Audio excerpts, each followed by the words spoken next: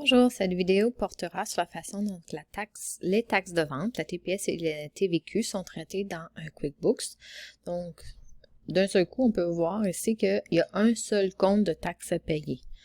Donc, si on regarde précédemment, comment dans notre bilan, on avait deux comptes dans les actifs, TPS à recevoir et TVQ à recevoir. Les comptes, quand on faisait un achat, les compte de taxes à recevoir augmentait parce qu'on payait des taxes aux fournisseurs et le gouvernement allait nous redonner l'argent. Donc, lors des achats, on avait de la taxe à recevoir du gouvernement. Dans notre passif, on avait deux comptes de taxes à payer, la TPS et la TVQ, parce que lors d'une vente, le client nous donne les montants des taxes et ces taxes-là sont à remettre, à payer au gouvernement. Donc, les comptes TPS et TVQ à payer augmentaient lors des ventes.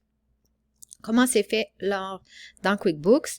C'est que il y a un seul compte qui s'appelle taxes à payer. Il s'appelle TPS TVQ à payer, en fin de compte. Là.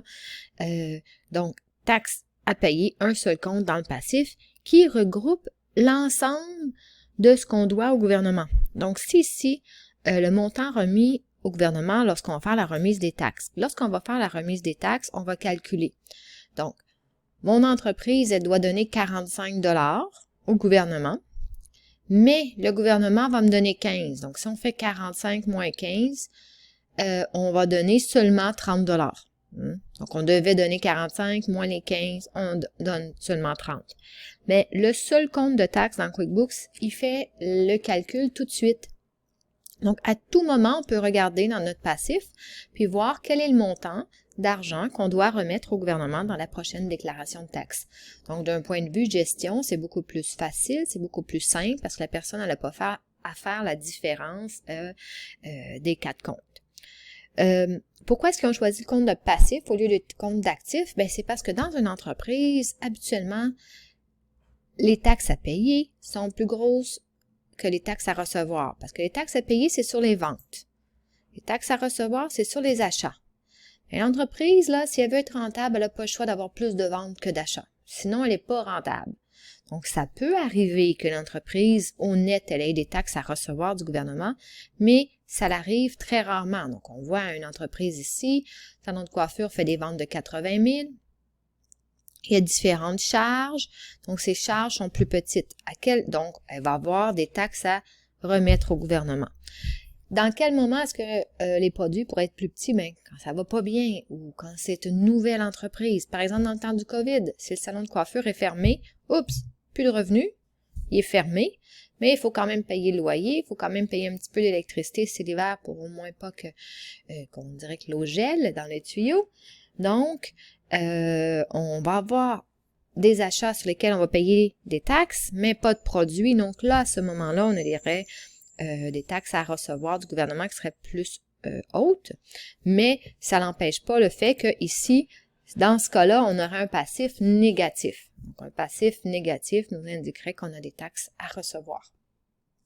Comment est-ce que ça va fonctionner dans les écritures? Bien, dans les écritures, avant, lors d'un achat, on mettait notre compte de charge. Donc, ici, par exemple, on fait un achat de 100 $. Donc, on fait un achat de 100 $. Sur cet achat-là, on paye des taxes. Les taxes qu'on paye lors de l'achat, c'est des taxes à recevoir et notre encaisse a diminué. Avec la nouvelle façon, on fait un achat de 100 $. Les deux taxes vont aller dans taxes à payer, dans notre passif. Notre passif qui va diminuer parce qu'on a des taxes, en fin de compte, sur l'achat, on a des taxes à recevoir, donc moins d'argent à donner, donc on fait diminuer notre passif. Au lieu d'augmenter l'actif, on fait diminuer le passif. Et notre compte de banque va diminuer. Ensuite, si on prend l'exemple d'une facture de vente, on va prendre une plus grosse facture de vente. On va faire une vente de 300 $. Une vente de 300 $, on a des taxes qu'on facture au client qu'on doit remettre au gouvernement, donc les passifs qui augmentent, et on reçoit l'argent dans notre compte de banque. La différence ici, c'est juste qu'au lieu d'avoir deux comptes de passifs, on va mettre tout dans le même compte de passif. On va mettre les deux taxes dans ce compte-là. Donc, voici la différence de traitement. Surtout, ça ne change rien de la façon dont c'est traité. Ça ne change pas la déclaration de taxes.